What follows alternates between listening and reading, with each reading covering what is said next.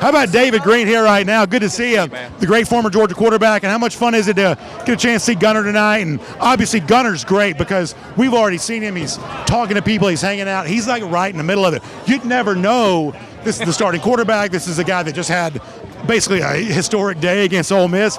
Down to earth as you're ever going to get. He's as humble as they come. That's what. Yeah. Even when you see him after a game, these electric games, and they get at the end and they interview him. He's like, well, it's a great environment. He kind of gives you all that. He really is like two different guys, right? Well, the energy on the field where it's like this incredible firestorm of everything that Georgia needs.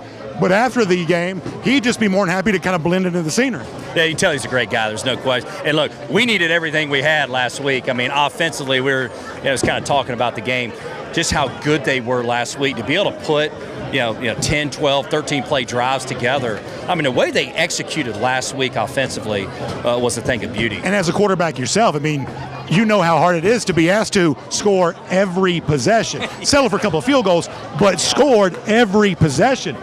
That's an incredible level of pressure, and in this particular game, Georgia just rose to that moment. Well, they did, and the thing we were talking about, you never know how a game's going to flow. I mean, obviously, Ole Miss, they matched us. I mean, they were scoring every time. They were executing unbelievable.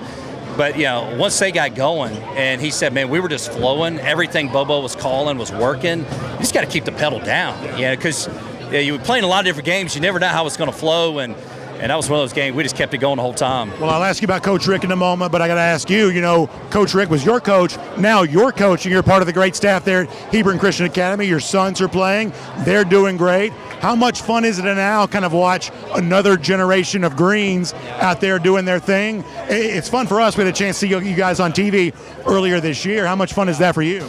It's been a lot of fun. I mean, look, anytime you go out there, you just watch your kids compete.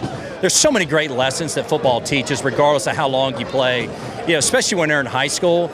Yeah, you got to learn to go through adversity and get tough. You got to wake up 5:30, 6 in the morning, go run sprints, and learn how to be part of a team. And all it's a great lessons learned. And I've been really excited. It's been fun being at Hebron. We've had a good team the last few years, and it's a great group of kids. Well, it's great to be able to see that. We're also in a time now where David Jacobs has been here. His sons are playing. It's like if you look at the landscape of Georgia high school football, you're like, oh, that's David Pollock's son. That's David Greene's son. That's David Jacobs' son. You can look around here. There's a lot of famous names we remember that have their sons that are doing really well too. Then for those of us that grew up around this stuff, that's a cool thing to be able to see. Well, I tell you, David Jacobs, 2 years ago when Blessed came to play Hebron the first time, I didn't realize that was his son or his sons, because both of them are studs on that D line.